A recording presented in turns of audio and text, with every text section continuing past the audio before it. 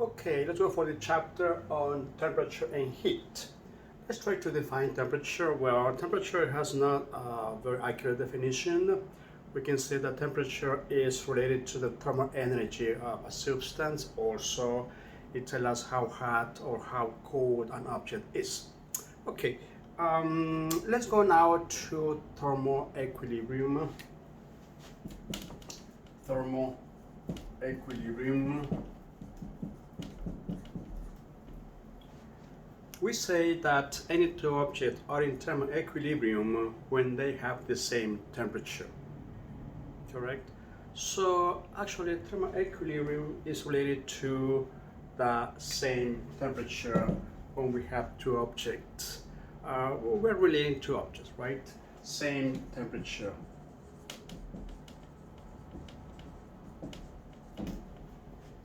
Imagine that we have one object. When this object is in equilibrium, when all the points of this object or substance has the same temperature, equilibrium. Okay, perfect. Now let's go to the zeroth law of thermodynamics. Zeroth law of thermodynamics. Okay, this zero law of thermodynamics is related to the thermal equilibrium. It says that if we have two objects, these are separated, right? Let's say this is object A with temperature A, right? Object B with temperature B. Imagine that we have another object, a third object, right? This is a third object, correct? And this object is in equilibrium with temperature with object A. So we say that Tc is equals to Ta, for example. Now let's take this object and place it right here, right? Again, Tc, and it's found that Tc right now is equals to Tb. Correct? Means what? Means that these two are at the same temperature. Mean that these are in equilibrium, correct? So when the conclusion Ta is equals to Tb. And this is actually the zero law of thermodynamics, right? When two objects have the same temperature, they are in thermal equilibrium. How we can imagine that they are not in contact? Well, in that case, we use a third one. The third one could be the thermometer. So the thermometer, right, is the third object that give us again the equilibrium of the other two. In general, we can say that this zero law of thermodynamics give us actually Ta is equals to Tb equals to Tc. In general, all of them with the same temperature in thermal equilibrium. Okay, perfect. Now let's create a scale, right, to measure the temperature of the object. Let's do it. So to create a scale, right, for temperature, we need 2 points. And these points must be important in nature, must be constant. If we can find an object that always has the same temperature, this object or this temperature is very important because it's constant. Any constant in physics is very, very important. Okay, great. Let's apply this concept right here to find the thermometer scale, right? Thermometer, right? Scales. Perfect. Now scales. What is this? Scales. Okay. In this case, we have these two groups. We have Fahrenheit,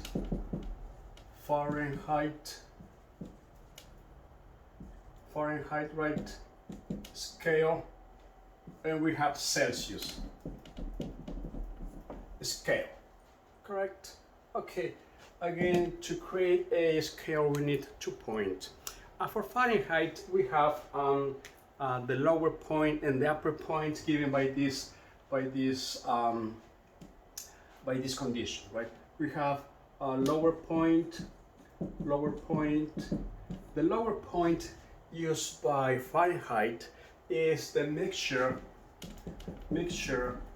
of salt and ice. When we mix salt and ice, the temperature decreases at one minimum, right? So that was the lower point taken by Fahrenheit. And more or less is about, to have an idea, about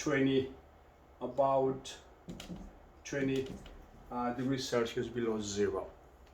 Okay, perfect. Also, we need another point. We have the upper point. The upper point, the reference point, the upper point is the human body's temperature, right? Body's temperature. As we know, the body's temperature is about what, 98.6 Fahrenheit, but 98.6 is not a good number. A better number is 100. So the value this taken was 100, correct? That's the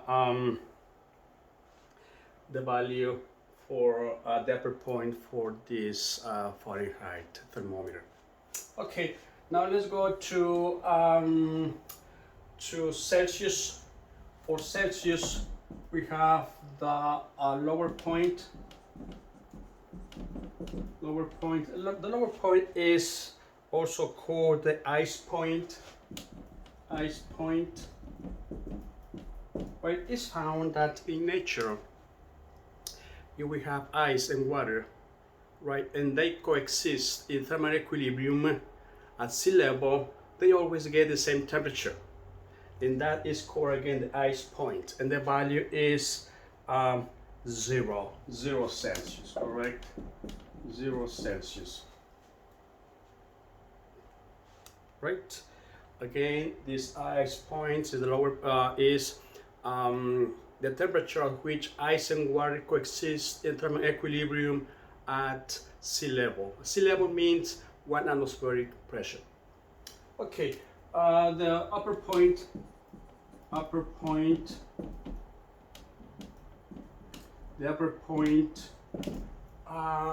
is also called the steam point, correct? Steam point, and the value is 100 Celsius.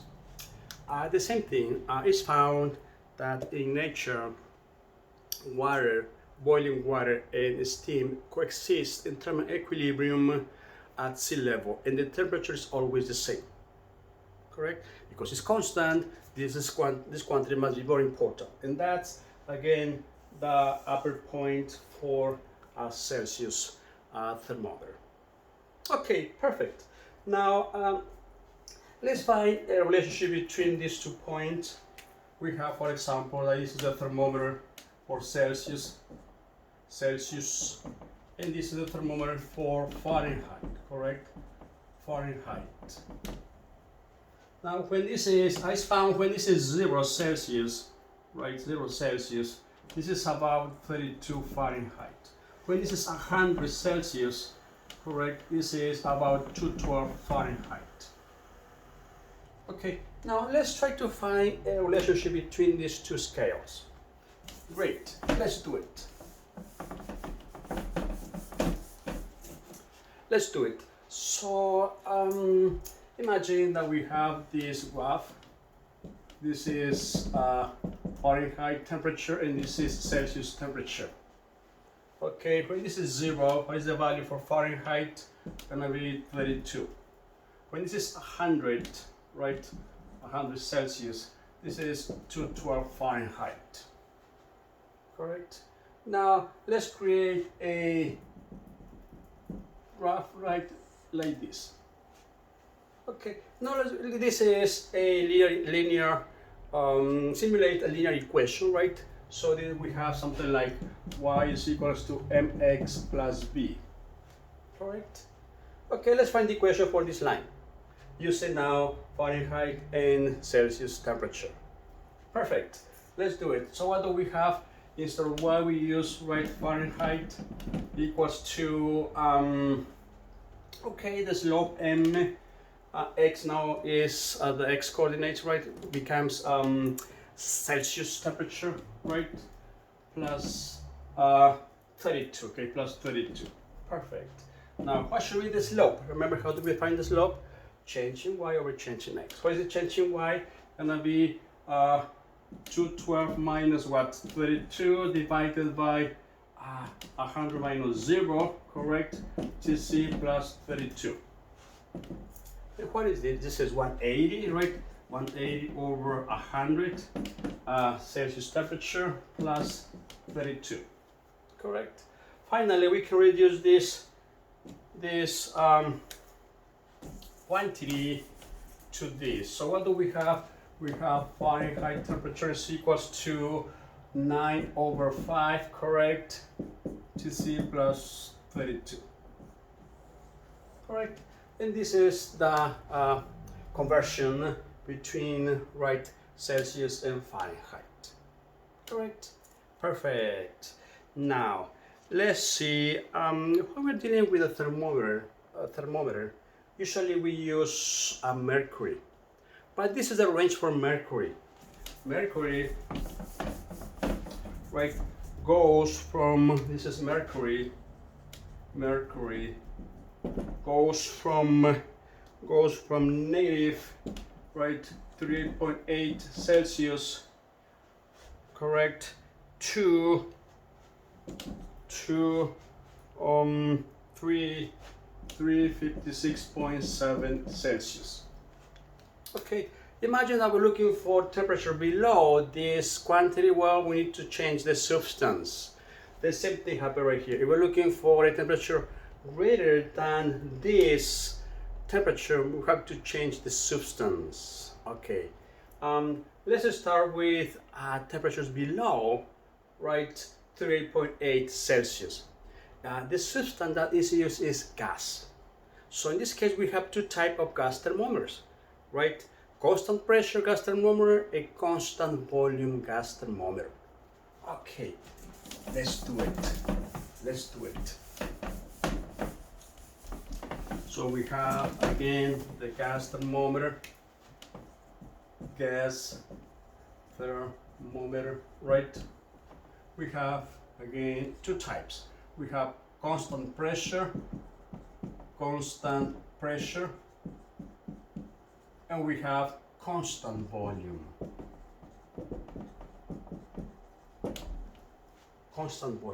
Okay, again, using these gas thermometers, we can go below, right, 38.8 Celsius. Okay, imagine that we have this gas thermometer and we use a constant volume, correct? Constant volume means that we change pressure and we change the temperature, correct? Pressure and temperature like this. Okay, if we have again a substance sample of gas, it will increase, again, must be constant pressure, right? Constant pressure. Imagine this is an object of gas, constant volume, because pressure is changing. Imagine we have this sample in this tank, this container that is sealed, correct? And then we put some heat. Of course, the temperature increases, the pressure increases too. And we have different gases, right? Imagine that we have gas 1. For gas 1, right, it behaves in this way. We have again the temperature, this is in Celsius, correct? We have, this is 100, 200, 300, and so on. The same thing happens right here, 100, 200, right, and 300, negative. It's found that if we use, let's say, hydrogen, it's found, right, that this is the behavior for that gas. If we change another gas, correct, it's found that, again, this is the behavior and the behavior like that, correct? And they look to meet at this position, right? This point is about negative 273.15 degrees Celsius, correct? So imagine again, this is gas 1, okay, gas 1, gas 2,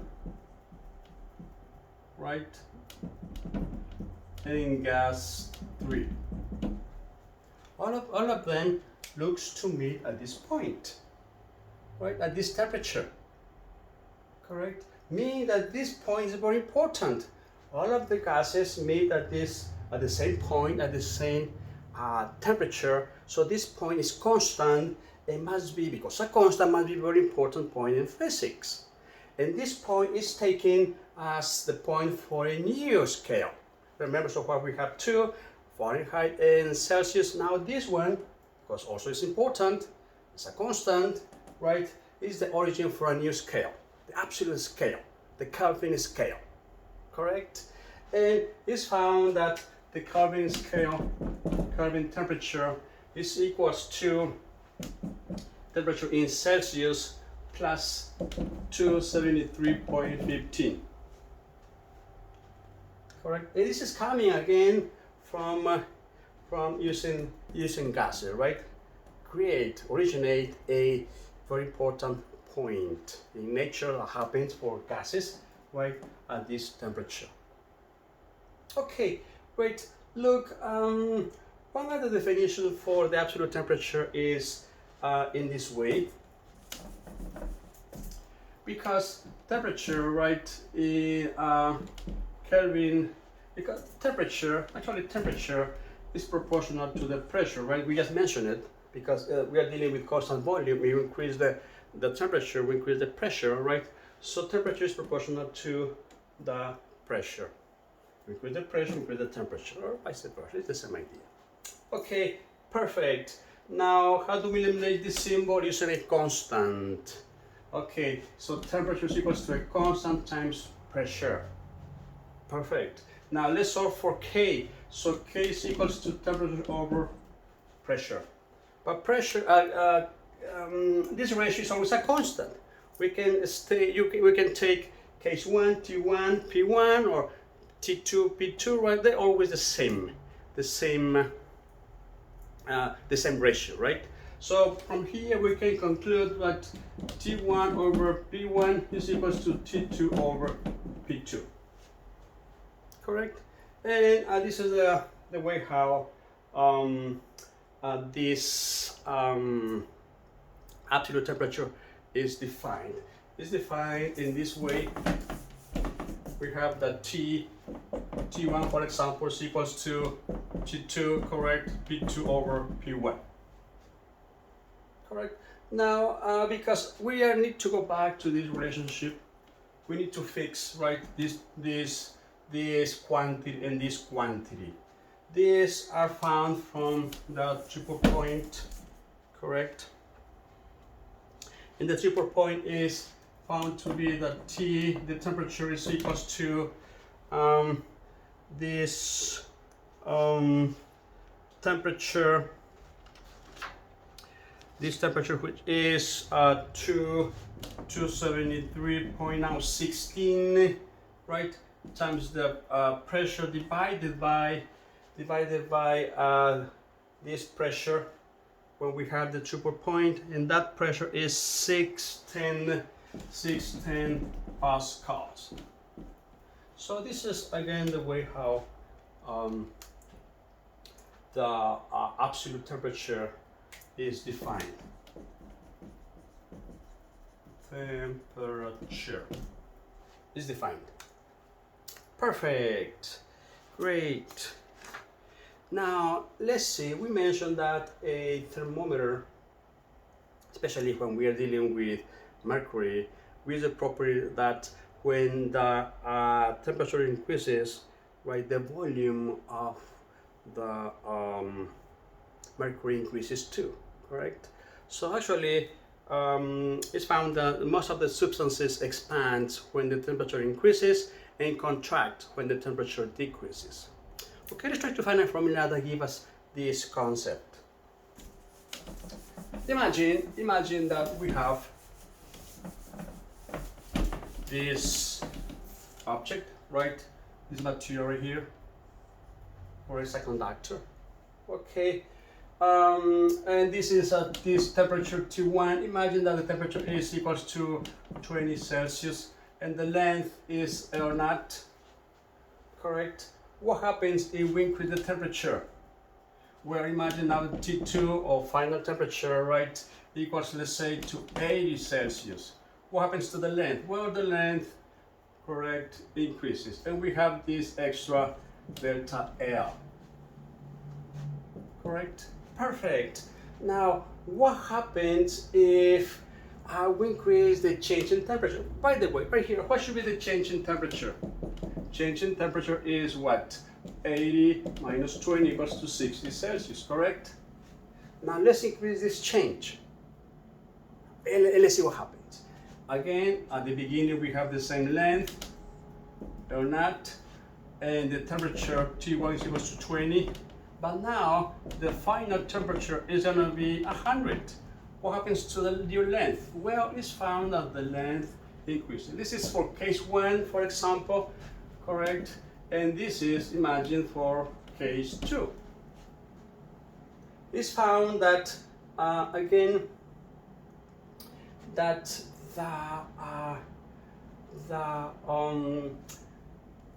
the change in L, right, increases if we increase the change in temperature, correct? So the change in L, right, or the thermal expansion increases if we increase the change in temperature, right? If we increase the change in temperature, we increase delta L. Okay, great. Now let's see the opposite. What happens if the change in temperature is constant and we change the original length?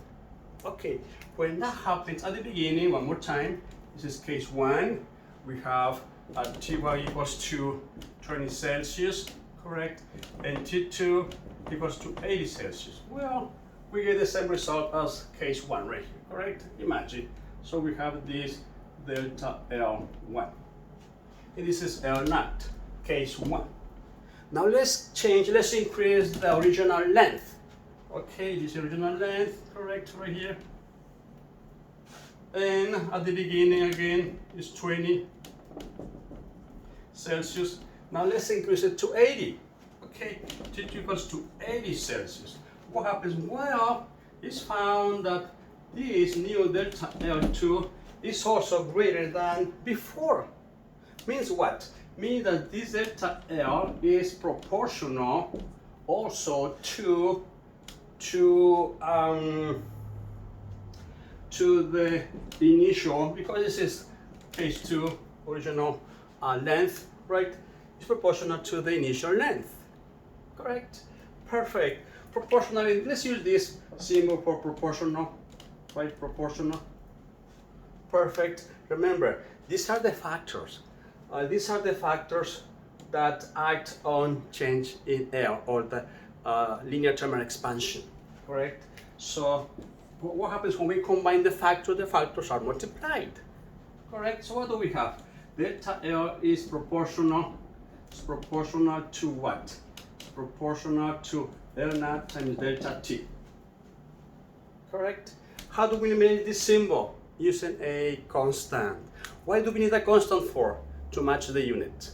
Perfect. Now, from here we have that this delta L is equals to this constant alpha. This is called the coefficient of linear expansion, correct, times L0 delta T, right? It's called, this is for the linear thermal expansion, right? Thermal expansion,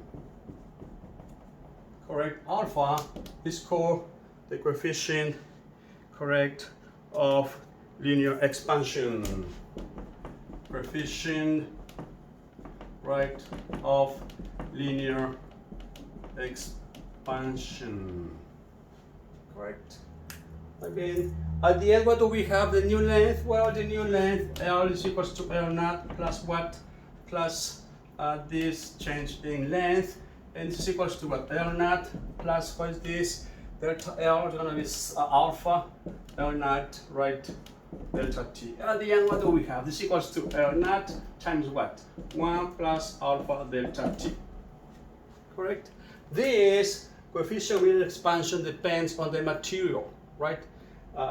We have gold, aluminum, right, copper. This quantity is different, depends on the material. Correct? Now this is when we have linear expansion. The same thing happens when we have a surface or volume expansion. Let's see when we have a surface expansion. Let's see.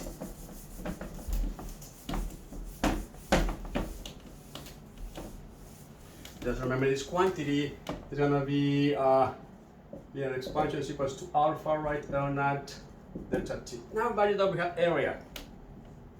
Okay, and expands to this new surface, right? So at the beginning we have W, right, and L is not at the beginning, and this is the change, correct? And this is the change. Perfect. And then what do we have? What should be the new area? This is L naught, correct, right? So why not? The area at the beginning is equals to W naught, right, L naught. Perfect. Now what should be the area? Area as before, remember, it's gonna be area at the beginning plus this change in area. Let's look for this surface expansion. Okay, let's do it. So we know that area is equals to according to these dimensions, gonna be W naught plus delta W, correct? Times what? L naught plus delta L naught. Okay, this is equals to, let's do it, to this plus what? W naught delta L naught plus what? Plus L naught delta, am I doing it correct? Perfect. W plus delta W plus delta L. Delta L, right? Delta times delta L. Look, but the change in length, the linear time expansion is very, very small, right? If this is a small number times another small number, it becomes even smaller. So let's approach this to 0. Correct? Perfect. And what do we have? This equals to this W naught L naught plus gonna be W naught. But what is this value? Delta delta L. Delta L. Delta L. Correct? Delta is equals to what? Alpha L naught, right? Delta T plus. What should be? This is L naught. Now what should be this one? Correct. Look, if this is delta L, this should be delta W equals to alpha, right? W naught delta T. They have the same form. Perfect. Now let's do it right here, and then what do we have? This alpha W naught delta T. These two are the same. So what do we have at the end? This is equals to W naught L naught plus twice, right? Alpha L naught W naught delta T. Perfect. And then what do we have? A is equals to, what is this? This is just A naught. What's gonna be A naught plus what? Plus 2 times alpha A naught, right? Delta T. Correct? Now this is a constant, it's another constant. We define this as a new constant, right? Sigma. So it's equals to A naught plus sigma A naught delta T. When we compare this to this, we find that this surface expansion is equals to sigma A naught delta T. Correct?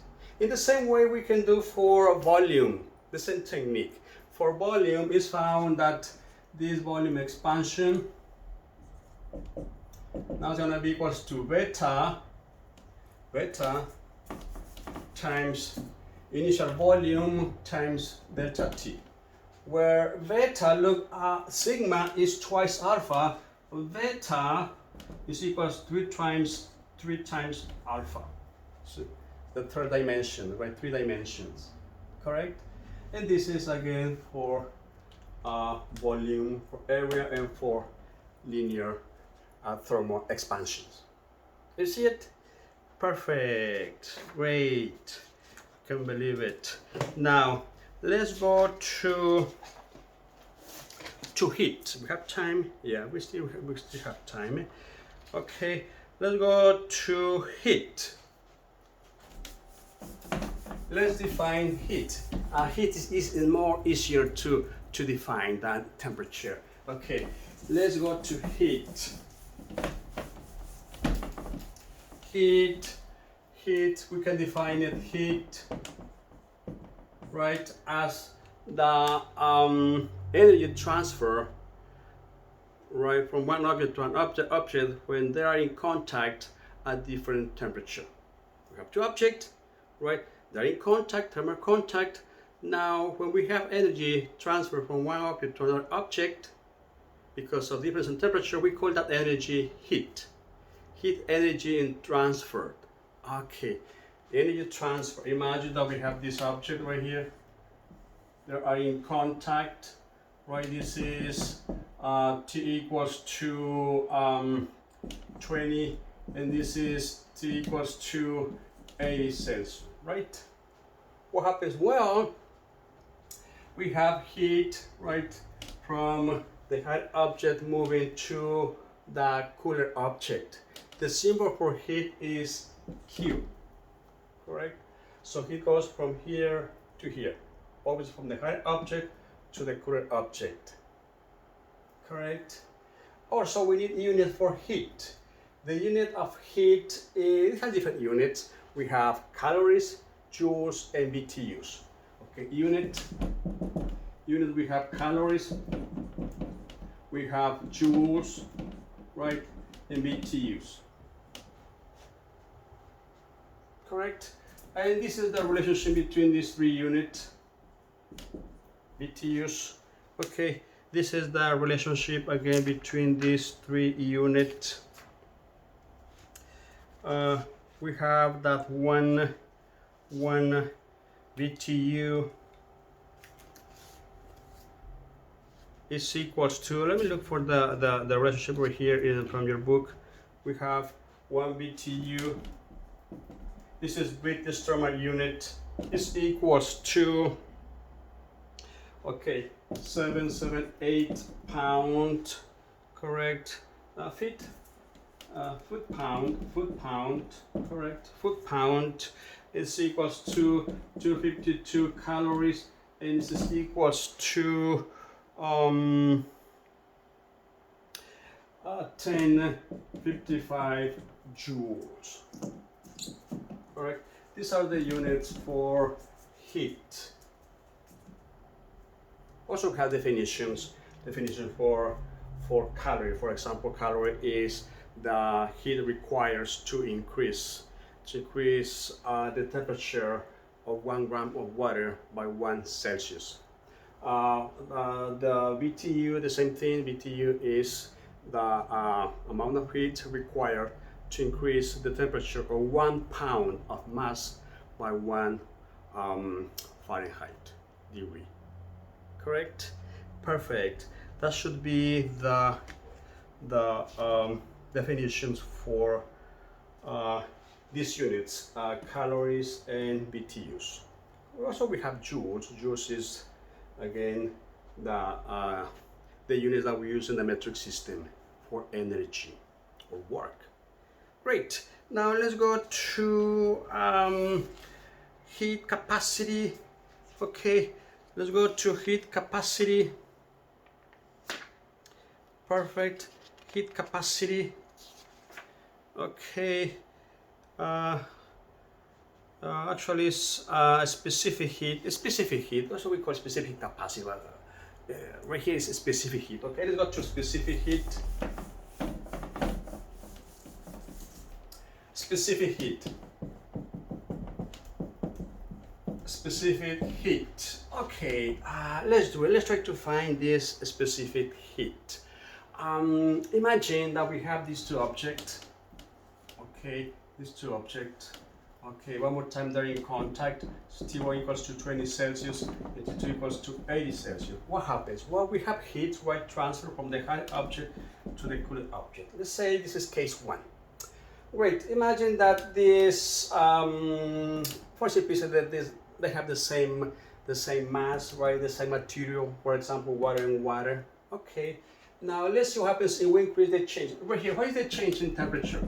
It's 60 Celsius, right? Now let's increase that change and see what happens to heat. Okay, great. The same materials right here, the same. Again, this is T1 equals to 20, right? 20 Celsius, and now T2 equals to 100 Celsius.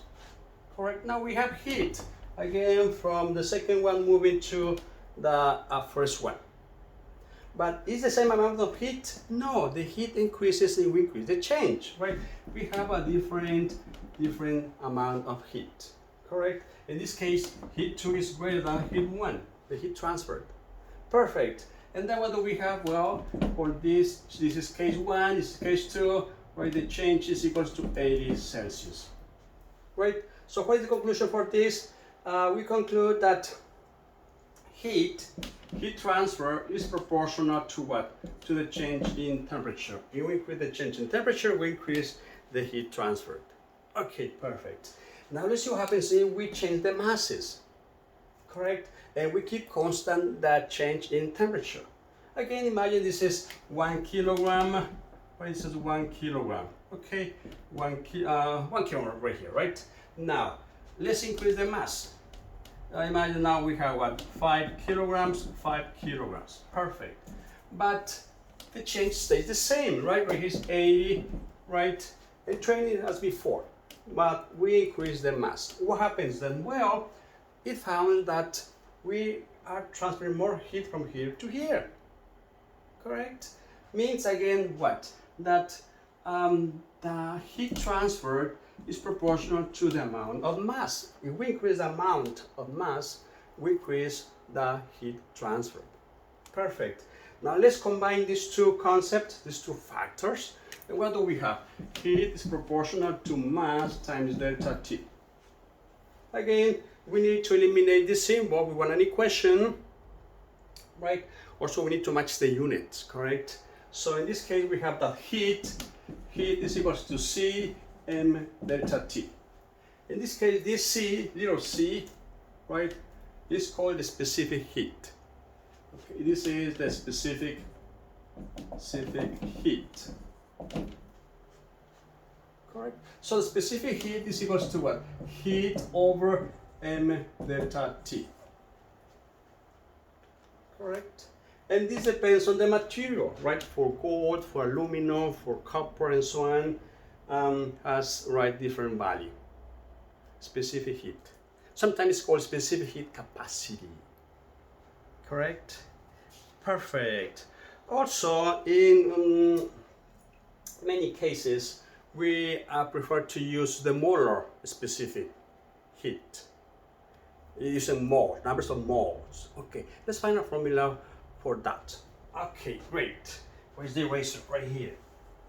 Okay, let's go to molar specific heat. Okay, molar specific heat. Molar specific heat. Perfect.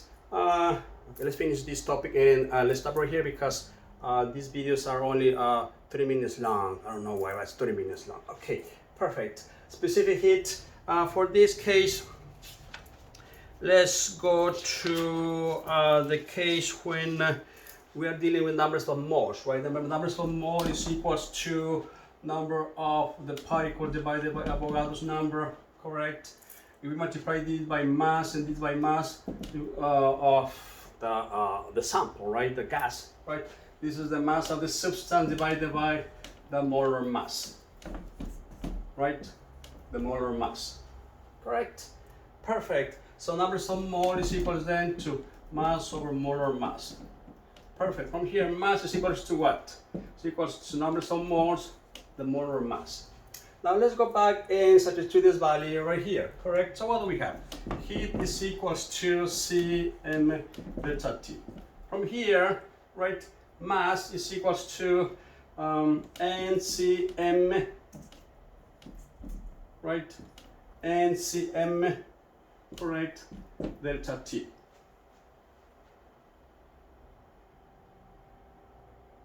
Is this one correct? This one correct? This formula, let me see. Yeah, it's correct. Now, this is constant, and this is constant for the sample. So, well, this is equals to what? To heat, correct? Perfect. So from here, heat is equals to N. Now, this is molar specific heat, correct? Times delta T. Okay, the C, now it's called the molar specific heat.